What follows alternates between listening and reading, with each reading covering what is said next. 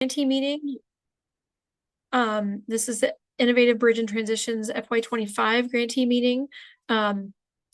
So this next quarter, January through March, may be a little confusing for some of us because we're finishing 25 and starting 26. And so wait, which brain are we working on which day? But this is a 25 group. I am Angela Gerberding, the Director of Work-Based Learning. We've seen each other before, but some of you may be new. Emma Godwin is here. I'll let her introduce herself. And then from there, I'll just let her go from there. So Awesome. Hi, everybody. I'm Emma Godwin. I'm the Assistant Director for Workforce Education, and I'm happy to be here with you all. All right. So just an agenda for this morning. Please sign in with your name, email, organization in the chat so we know who is here and who might be missing information. We're going to go over the grant just briefly. We'll have some updates, including data collection, budget mods, fourth quarter reports, success stories. Then we'll go into some peer breakout groups divided up by your objectives. And then we'll have some report outs from those breakout groups, excuse me. Then we'll have some updates on some upcoming new meetings, and then we'll provide you contact information and, of course, question and answer at the end, should you have any. But like Dalton said, if you have any questions during this meeting, feel free to A, stop us, B, just drop it in the chat and we will answer it when we can. All right, so a brief overview of the IBT grants. Our target populations are 16 years of age and older, and that includes adults not enrolled in high school, in-school youth, only if the services to this population prepares them for entering post-secondary education and training following graduation. Now some objectives. Objective 1 is the Adult Education Bridge and Integrated Education and Training Programs. So this is where you can integrate the ICAPS programs within the IBT grant. Objective 2, we have some seamless transitions for college and career pathways. There are a couple sub-objectives there, but they all kind of fall under this objective 2. Objective 3, wraparound supports and services. And objective 4, seamless transition for students with disabilities. And I will pass it over to Angela. And all of that is information. I mean, we're into the 5th quarter at this point, so hopefully you all are familiar with target populations for your grant and you're working on serving people. With the data collection, I will be sending out a link in February, sorry, not this month, in February, because I don't want you to confuse it with quarter reports or whatever, anything that way. The data collection is for all of FY25. So January of 25 through March of 26. So you'll report one time on all of your data. So make sure you're at the end of your data collection cycle when you submit that. But I send that in February because I know just based on when everybody wraps up pieces, that's a little bit different for each program. So if you want to submit it in February, you can. It will be due April 30th, 2026, along with your Q5 reports. Now, this is a JotForm link, so it does happen outside of Amplifund. So I will send you the link. When you send it back in, I'll have all of the data. And these are the 5 data points that we're looking for: gender, race, age, disability status, and veteran status.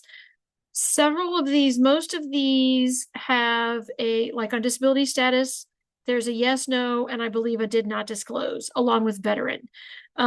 So there's several that have a did not disclose option on them. But I will tell you that what we found last year was the very first year we did it with great success. I'm so happy we got everybody's in and we got everything tracked like we were supposed to. One of the things that we found is that you have to have all of your category numbers have to total the number of students that you actually have. So like, I'm going to pick on Ivory because he's the first name I see. Sorry, Ivory. Let's say you serve 75 students, but in disability, you only list 20. It's not going to let you submit it. You've got to have 20 plus if you're 20 yeses, your 0 no's, and then the other math on that is 55 did not disclose for a total of 75 students in order to submit. So if you are running into an issue where you can't submit it for some reason, try that, start there, and then reach out to me and let me know that it won't let you submit for something, and we'll take a look and see what we can do. Gender is broken down into several categories, race is several categories, age is several categories. And so this is information that we do need on students, and we did use it this last year. When we are going back to legislature this year requesting continued funding for 27, we are now able to say, because we are starting to, last year was the first year we collected it, we're now able to say we served this number of students last year, this many were male, this many were female, this many had disabilities, this many were in this age category, this many were veterans. And so we're able to go back to legislators with hard numbers, which is beneficial for them, because we can tell them, yeah, we served students, but it's in the past, it's been hard to get a hard number on that without digging through each quarter report and totaling and adding, and yeah, it was kind of messy. But so we do appreciate the data. It is helpful. We are using it.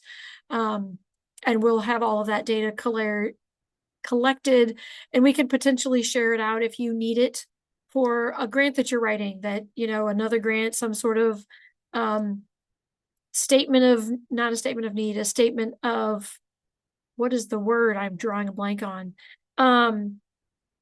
Demonstrated effectiveness. We were able to serve, our goal was 75, and we really were able to serve 90 students or whatever. So if you need that data for some reason, let us know. Or if you're just curious, you can reach out and let us know that too. So that link will be coming out. We'll send that to the listserv in February.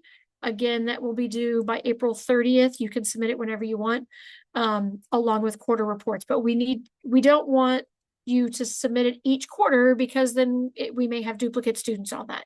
So we need one full set of students. Okay, next slide. Budget modifications. Several of you have submitted some. Great.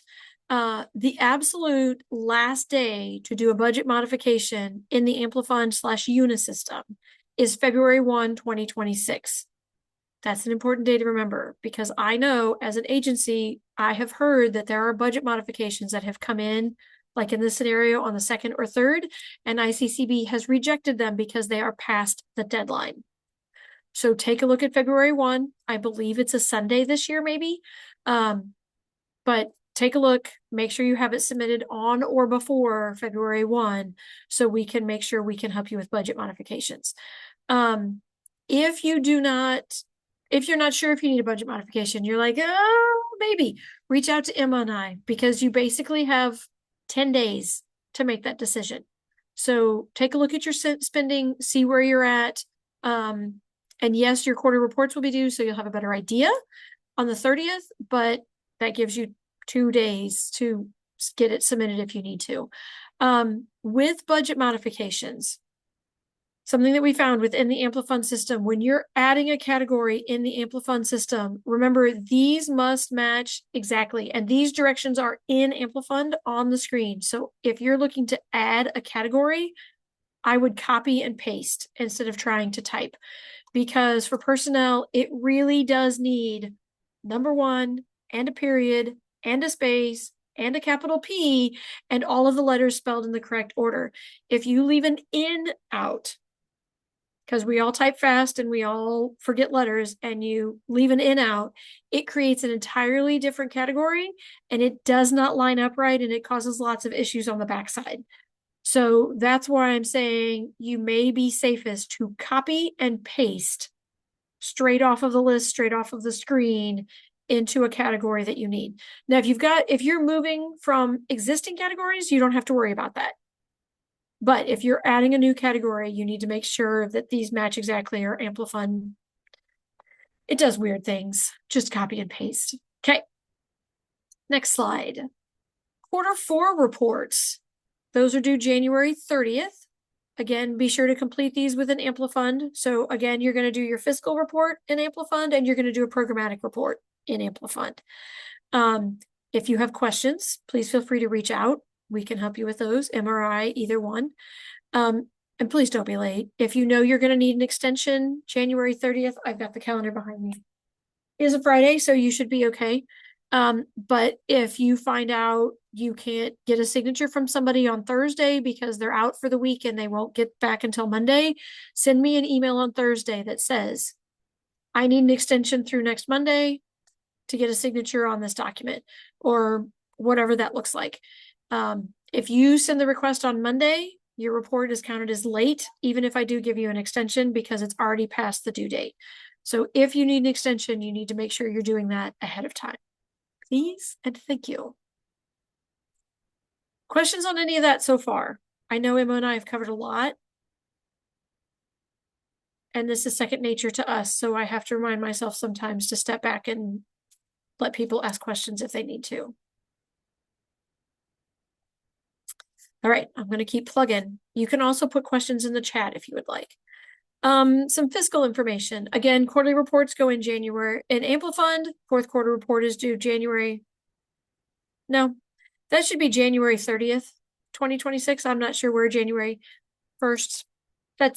Yeah, you're not all late. Do not panic when you see that slide. We will fix it before we share out the slides. We will share the recording and the slides with that correction on it. No payment requests are due because all of the funds should have been received up front. They were all sent up front upon execution of your grant. Please, if you have not already, confirm that you have your payments. Because we send them. I am so far down the chain on knowing if you actually received them or not, that if you don't have them, I wouldn't know that you don't have them. So make sure you've got your payments. They would have come in last probably February through May of 25, somewhere in there, depending on when everything came back in. But I've not heard from anyone that you don't have your payments. So I'm working on the assumption that you all have your money. And as a result, no payment requests are needed in Amplifund. We cannot shut that function off. So if you are not the fiscal person and your fiscal people get in to submit a report and they're like, I'm just going to request the money, it will get rejected because you should already have your money. Again, budget modifications are submitted via Amplifund, and the final date for those are also, again, is February 1, 2026. All right. This is just another chart on grant reporting, just making sure everybody knows the grant periods, the quarter periods, the reporting periods, what we need. We need performance and fiscal from each of you for each of these quarters. There you go. That's end of year success stories. We will send a template when we send this out. We'll send a template if you need it. You don't have to use our template. If you already have something that works for your group, great, use it. We would like to get a success story from each of the programs, because while the data is helpful with legislators, they also like hearing those success stories, the warm fuzzy stories of our students were able to complete their high school diploma and get a job and buy a house. You know, whatever that is, they like hearing those things to know that the grant money is being used in good ways. So those success stories could be individual student success stories, but they could be a program innovation.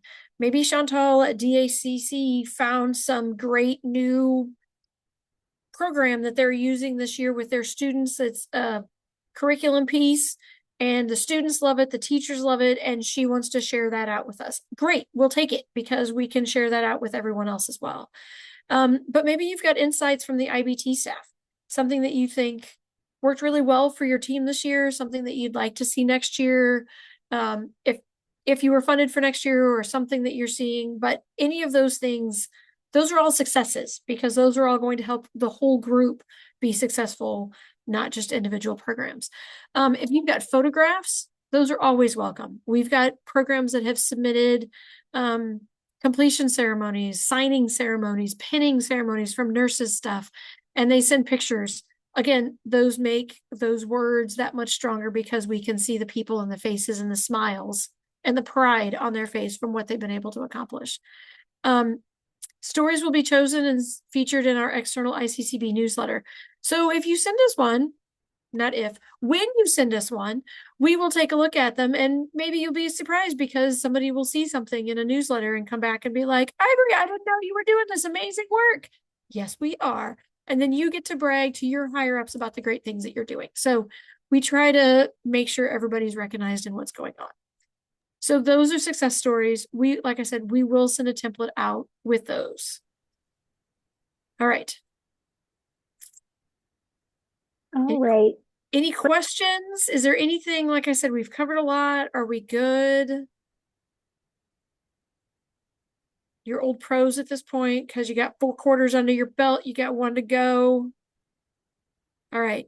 I'm getting thumbs up from, I got one thumbs up. So I'm just going to go and Ivory's nodding at me. So I'm going to go with that. Good. Thank you. Um, so we'll turn it over to Emma. All right. So breakout sessions. Today we're going to talk about some things, but I want to provide you guys with your groups first. You are being broken out into objectives. I think Dalton just opened up those rooms, which is great, but please do not join them yet until you have some further directions. So group 1 is objective 1.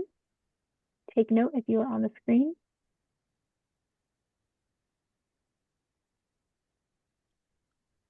Group 2 is objective 2, and that's all of objective 2. So no matter the subcategory or sub-objective. Same thing. Yeah. Group 3 is objective 3.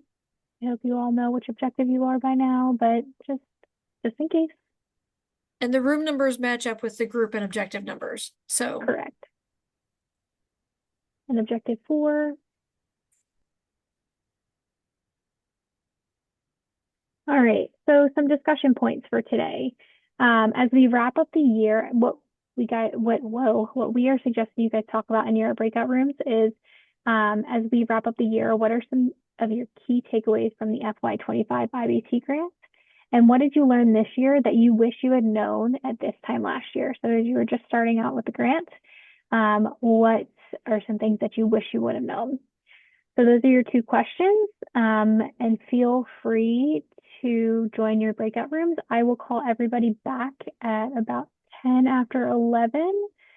So take your time, have really meaty, fruitful discussions, and I can't wait to hear what you guys talked about when you come back.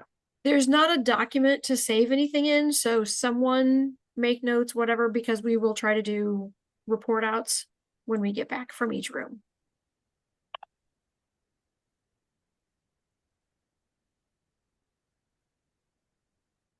So you should be able to, at the bottom of my screen is a little circle that's with 3 dots in it that says more. When I click on that, I can go to join a breakout room. So just when you click on that, click the room that matches the objective that you have. And if you're not sure, you are welcome to ask and we will get you into the right room.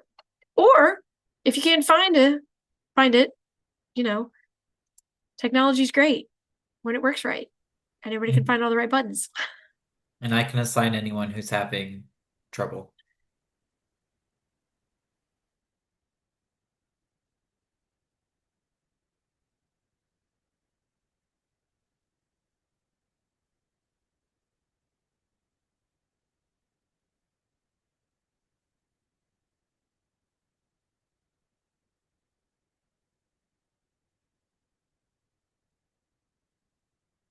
So Emma, do you remember who the other Emma is?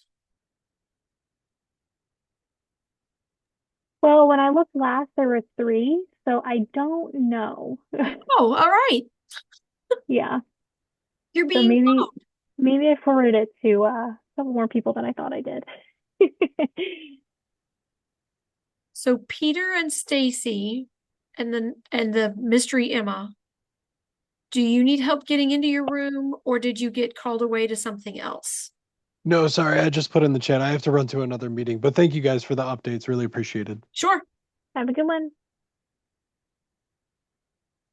All right. So that leaves the mysterious Emma Godwin. And Vicky. Oh, Vicky. Good, you're here. So, Vicky. Oh, nope. Yes. We literally just joined breakout rooms. So, do you remember the objective that you are in?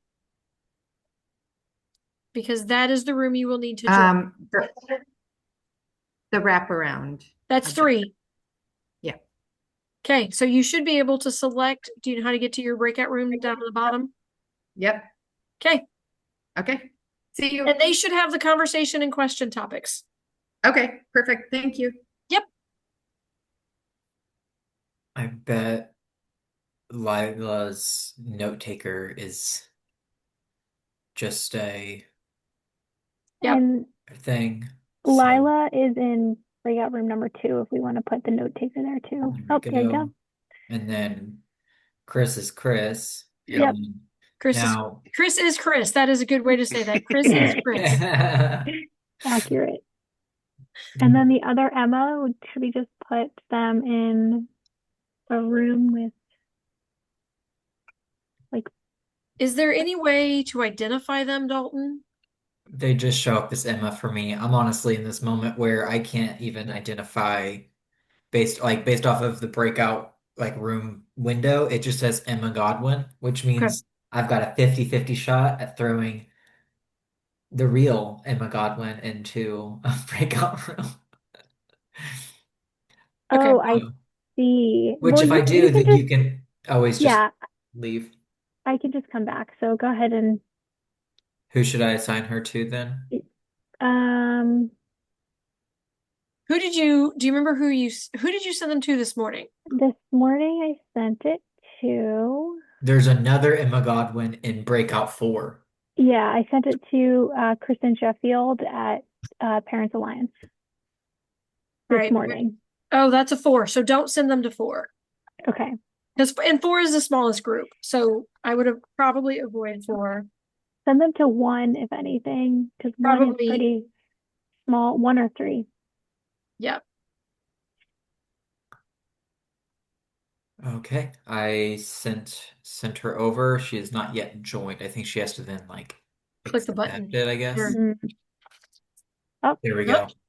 go. Okay. Should I pause the recording? I actually don't know how that works. There's no real you reason for. yeah, you should be able to pause it or stop and Emma, do you want to facilitate this or do you want me to? I don't care. I can. Yeah.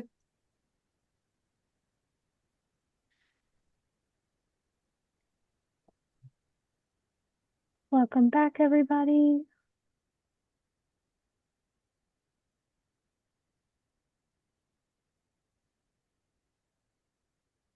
We were at about 40 when we went to breakout rooms. So if we're at 18, we don't have everybody back yet.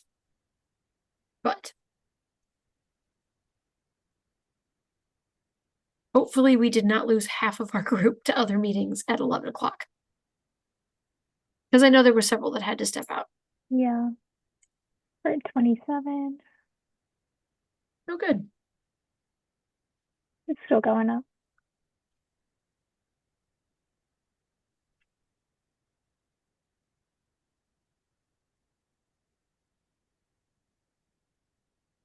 All right. Just stop moving. So what did you guys chat about? I would love to hear some takeaways that you guys had for the following questions. The first one was, as we wrap up, what are some key takeaways from the FY25 grant? And what did you learn this year that you wish you would have known January 2025? Love to hear from one person from each of the groups. Why don't we start with objective 4?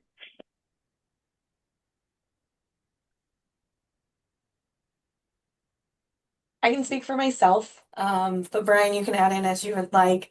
Um, some of my key takeaways were just to kind of, when you're applying for your grant, you have very high goals and you're wanting to like shoot for the stars.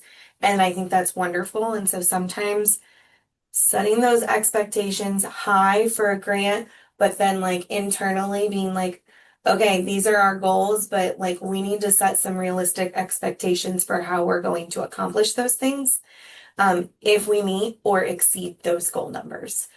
So in our situation, we set a goal of, I don't know, 45 students. We ended up with 51 students. And we work with students who are intellectually, cognitively, and developmentally delayed at the college level. And so when you have 51 students with various challenges and various needs, those the processes that typically worked in the past, they may need to just be thrown out the window. And some days we're doing great, and other days we are surviving and not thriving. And at the end of the day, either one of those options is okay. Great. Oh. And I can tell you, Brian, go ahead and jump in if you want. Oh, well, just real quickly, on our the Huskies Belong program at NIU, which is serving college-bound high school students with disabilities. Some of the things, because I am wrapping up the FY25 grant, but also getting ready for recruiting a new group of students in 26. But some of the things that I've taken away from this year is maybe focusing a little bit more, because my students are 16, 17 years old, going from their junior to senior year in high school. And so we're looking at maybe more formal programming for parents to kind of recruit them as, reinforcers of what we're trying to do in the program. Because so much of what we do is done from a distance when our students are back at home, finishing out their junior and senior years in high school. But also maybe formalizing more with the school districts, like the special educators, the case managers, and try to formalize more of what the Huskies Belong program requires, and making that part of their transition plan out of high school. And then just one of the things that I wish I knew, things change at NIU quite a bit. And so, one activity that we do with our students is resume building and mock interviews. And some things happen. So we had an online program called Big Interview, and thought we were going to be using that this past year, but it got switched to another platform because a new contract was signed. So there's things that happen that sometimes I have to react to. So I'm trying to anticipate that more in the future. Great. Awesome. Thank you. How about we move to objective 1? Keeping everybody on their toes. Angela, I know you have your list, so feel free to call people out. And they know I will. Hey, Chantal, you were in objective 1, group 1. Yes, I was.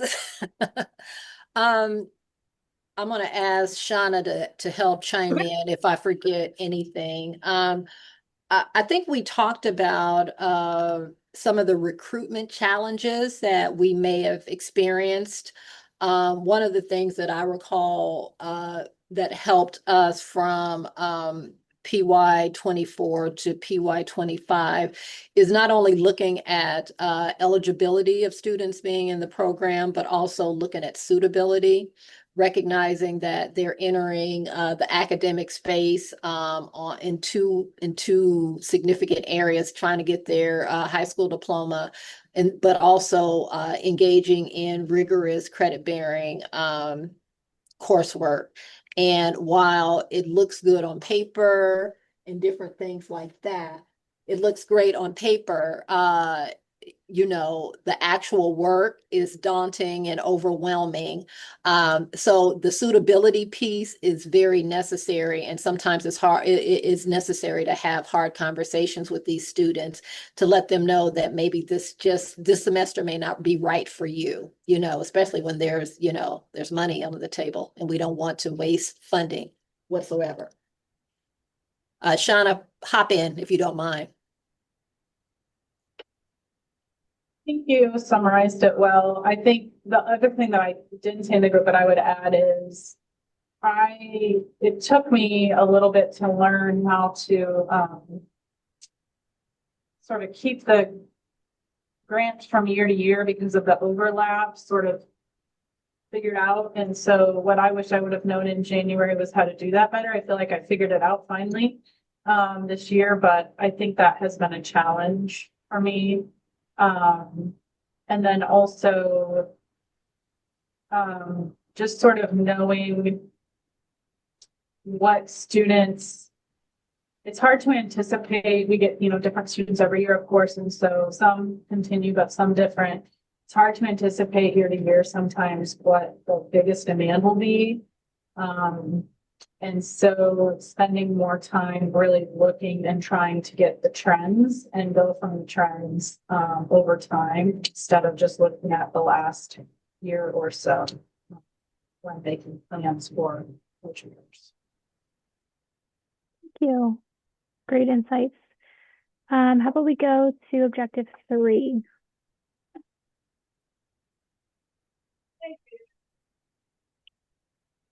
Hey, this is Rennie. I'm ready. I think that you may be able to see me.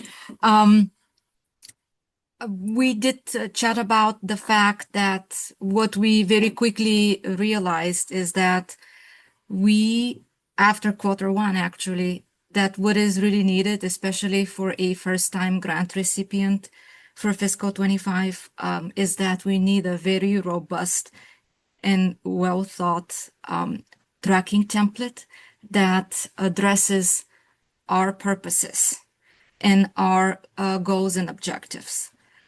So this was instrumental for us because we were able to clearly see unduplicated number of students, all the services that were provided. So for us, having a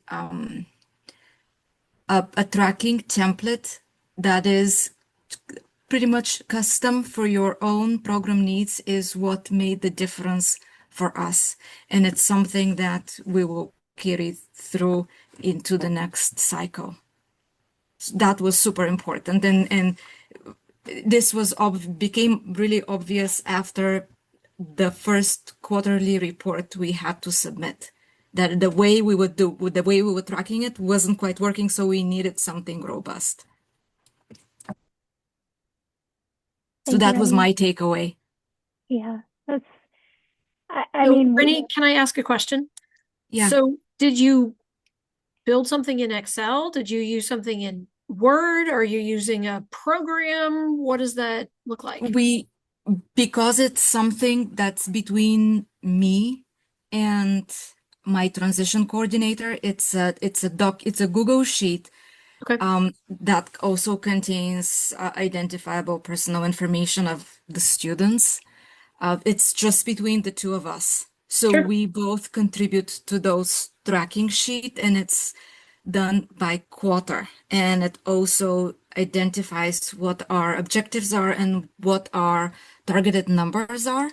So we pretty much see right away if we are on track, if we are falling behind in a particular category or not. So kind of keeps us accountable and on our toes. But it makes the work flow at the same time. It's just the way I was doing it Q1. It's just it sounded like a little story that I'm writing. It's like, oh my gosh, this is not working. So we ended up creating something for the two of us that we both contribute to. Good. Thanks. And this is Sabrina with Reset. We used a similar tool. Ours was a more of a Excel spreadsheet that we used, and we posted it on our server so that all the members of our team can see where individuals are related to the grant and as to how they're doing and so forth. And then we would discuss it in our case management meeting. We would use that tool to discuss each case. Good. Great. Any last thoughts for objective 3? Thanks, Angela. All right, how about objective 2? Last one.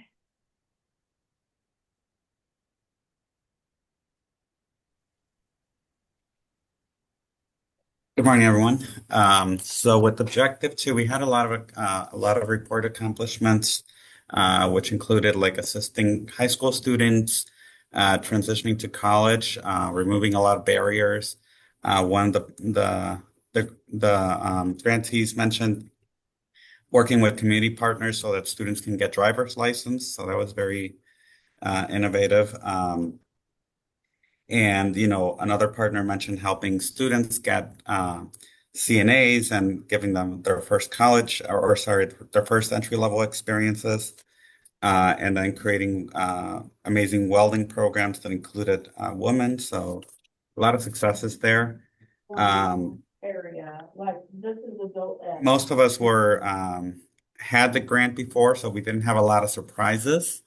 But we still there were still some things learned for unanticipated things. So for example, some partners encountered some delays with reporting registration numbers, getting the enrollments and the reporting all together.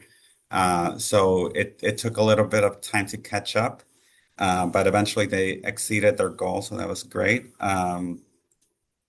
Everybody mentioned that this grant moves at a very fast speed, so it keeps everybody on their toes. And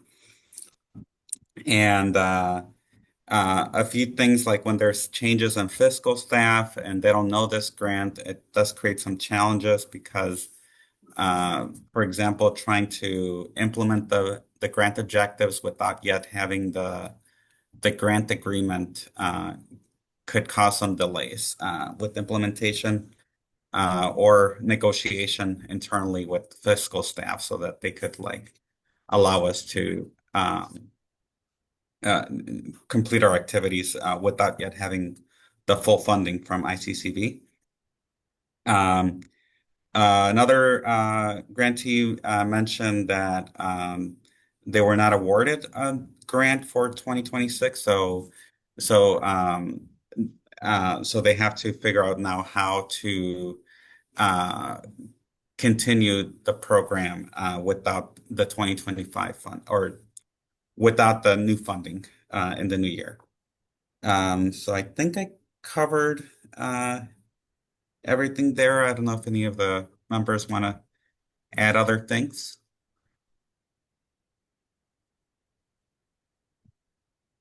Omar, you're the only brave one from group 2. Okay. Steven's giving you a thumbs up, so he agreed with everything you said. Okay. All right, so good. I'm glad several people had successes. I know, at this point in the year, sometimes it's like, okay, you just got to go back and look at. And Rennie, I think it was Rennie, or maybe it was, no, one of the early, Corey, not Corey. Yes. Corey at Folkerts at Heartland mentioned having these great, wonderful objectives written into the application, but then when it comes to implementing, sometimes you're like, ugh, how am I really gonna hit that? Am I gonna hit that number? Can I hit that number? What does that look like? I can tell you from reading grants on our side of it, we would I don't want to tell you to underwrite your grants at all, but I would tell you to be realistic when you're writing your grant application.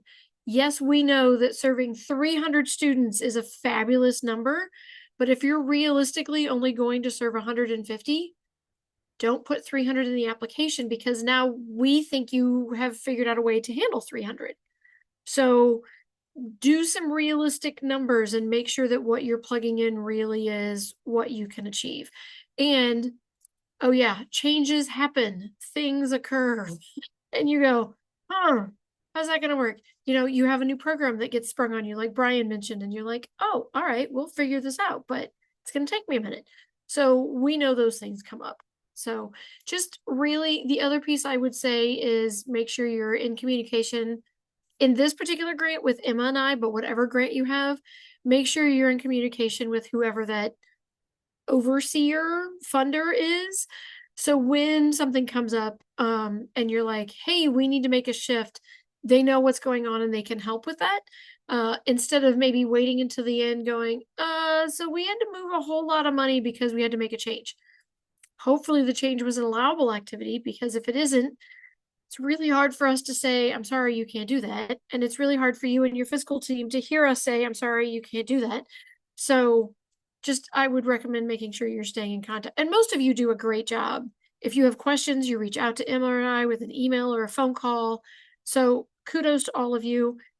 Yes, we know this grant is fast-ish paced. It's a year.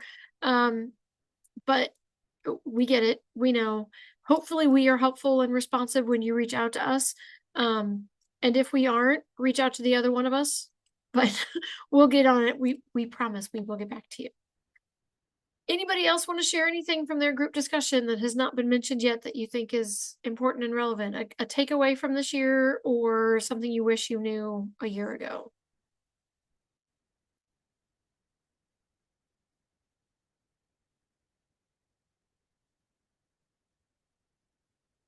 Okay. Well, you can put it in the chat, or email us if you don't want to put it in the chat and you just want to tell us about it. That's fine too. We like hearing those things. All right, informational items. Professional development. We still have a couple more of these coming for FY25. In February on the 17th at 10 a.m. we're going to do some lessons learned. We'll be reaching out to some of you on some of those lessons learned. What did you somewhat from takeaways this year, but also some other pieces. We may reach out to some of you to share some of those lessons learned to see what's going on. And reach out to us. March 17th will be our last professional development meeting for this group. It's so sad. We will, on March 17th, be talking about what's needed for closeout reports. Those have shifted over the last year. What do they look like? What do you guys need to do? What do we need from you? All of those parts and pieces. So we didn't want to wait till April when those are all potentially coming. The quarter reports are due. We want to talk to you in March about what those closeout reports look like, steps look like, documents, all of those things.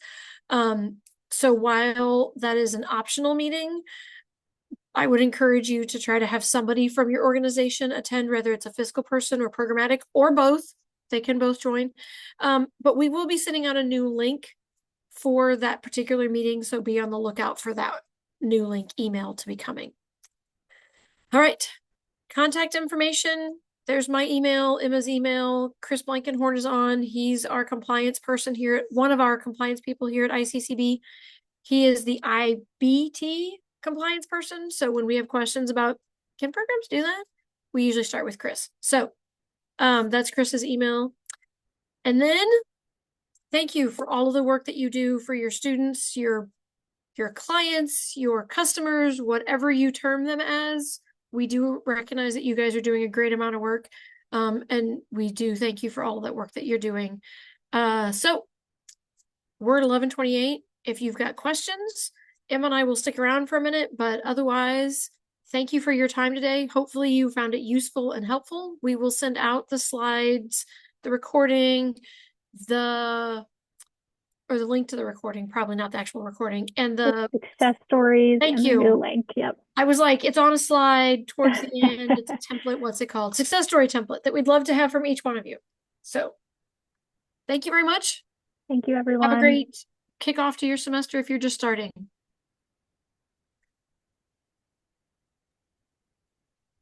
Angela.